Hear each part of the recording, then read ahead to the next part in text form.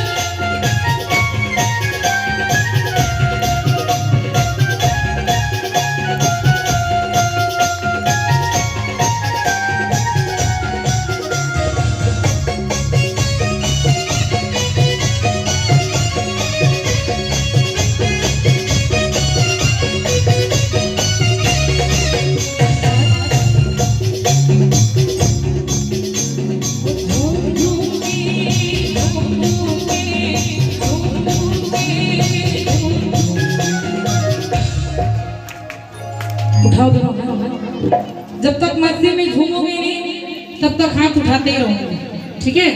और मेरे साथ बोला झूम झूम के झूम झूम के झूम झूम के झूम झूम के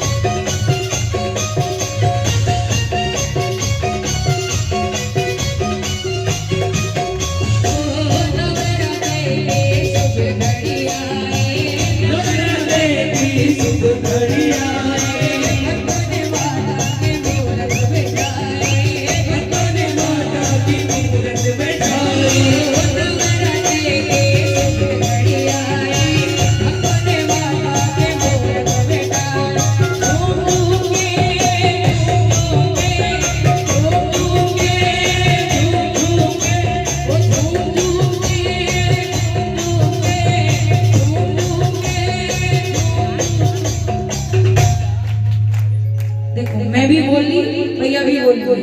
उठाओ दोनों हाथ और भजन कीर्तन में जितने भक्त मौजूद हैं वो कहना है